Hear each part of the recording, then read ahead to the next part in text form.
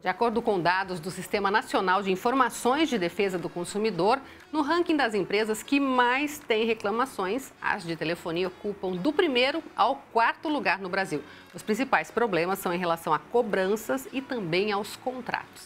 E você, sabe quais são os seus direitos? Quem bate um papo com a gente sobre esse assunto é o advogado especialista nessa área, André Gimenez. Tudo bem, André? Tudo bem, Elaine. Boa tarde. Boa tarde. André, é tanta reclamação que as pessoas às vezes nem sabem exatamente o que pode, o que não pode, o que está no contrato, se é abusivo, se não é, né? Sim. Elaine, para você ter uma ideia, no Brasil hoje nós temos por ano mais ou menos 100 milhões de processos. Nossa. Desses 100 milhões de processos, 40% são consumeristas, tá? Então, daí nós já fazemos ideia do tamanho do problema, né? Isso são os processos. Agora, nós podemos imaginar o que não é judicializado, né? O que está só sendo feito reclamação no Procon, na Anatel, no consumidor.gov e o que nem chega a esses órgãos. Aquelas pessoas, né, que acabam deixando Aquelas passar. pessoas que acabam deixando passar ou que realmente não sabem sobre seus direitos, né? Então, é um problema muito grande, realmente muito grande, e é por isso que o Código de Defesa do Consumidor está aí.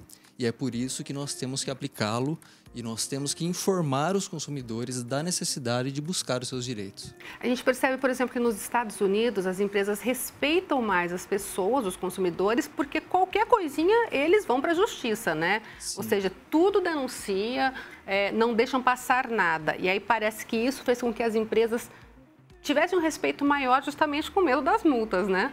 Pois é. Apesar do grande número de processos, né? Infelizmente, pelo menos na minha forma de ver, a punição ainda é muito baixa, é muito pequena. Tanto quando se fala de judicialização, quando se fala de sanções administrativas, né, dadas pelo Procon ou pela Anatel ou por outros órgãos de regulação, né? Multas, sanções administrativas, geralmente essas empresas muito grandes, elas tendem a não respeitar. Por quê? Elas são muito grandes. Elas são imensas, na verdade. Teria que ser mudar a legislação mesmo. Talvez, ou na verdade ser um pouco mais rígido, né, em cima da fiscalização, em cima da aplicação de algumas sanções, né? O Código de Defesa do Consumidor, ele tem como princípio primordial, como que eu posso dizer, perceber a vulnerabilidade do consumidor em relação a todas as empresas, especialmente em relação a essas empresas bilionárias, né? Por quê?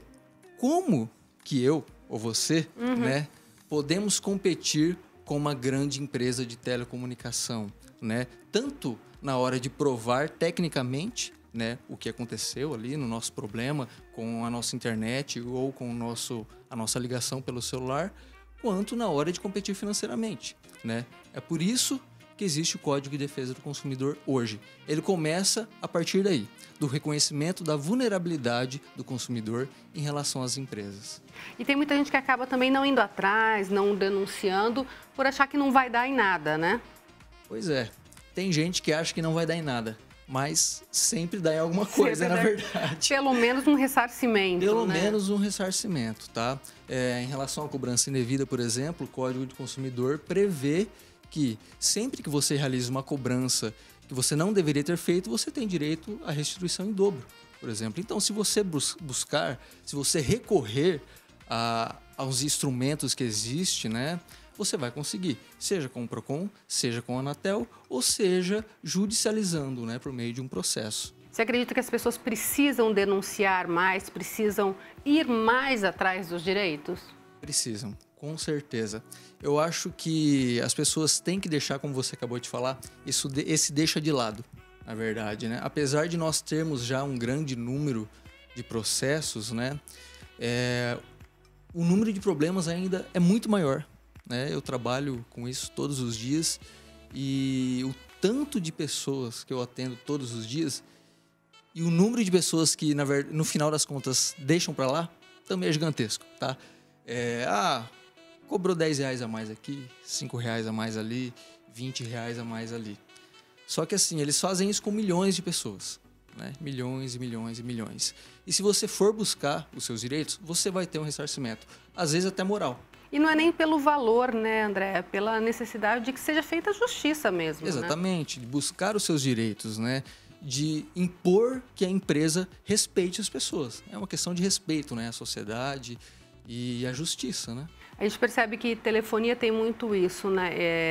Eu tenho TIM, por exemplo, e eles vivem mandando, aparece uma tela no celular, se você quiser contratar mais não sei quanto de gigas de internet, clique em aceitar. Já aconteceu comigo de pegar o celular da bolsa e acabar clicando no aceitar sem querer. Pois é, essas são práticas abusivas, né?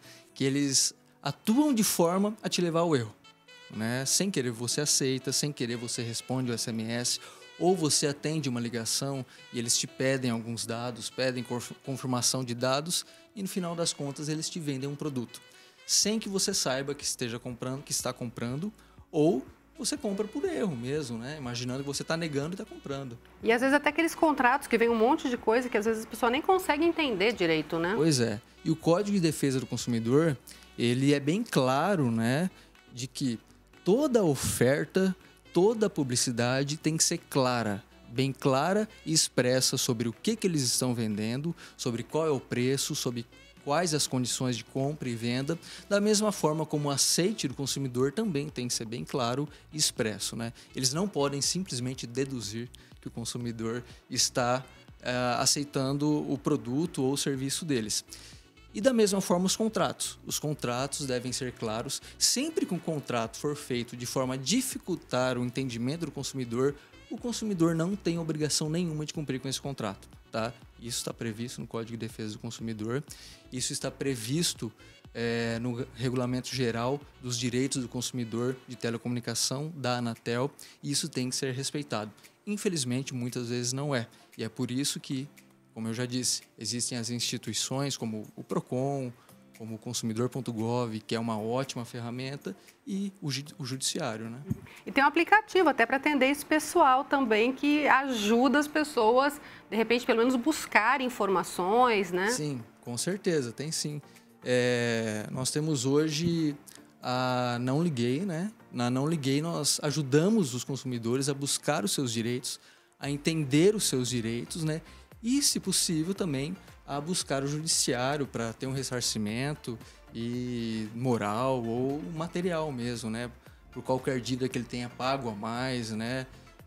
Uma coisa que acontece muito também, o consumidor coloca crédito e some. Né? Isso é muito comum, né? Põe crédito no celular e no instantinho acaba.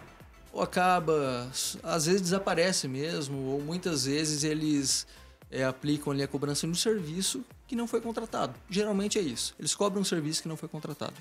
E daí o seu crédito desaparece, né? Isso também pode ser ressarcido. Isso é uma forma de cobrança indevida, tá? E pode ser ressarcido em dobro.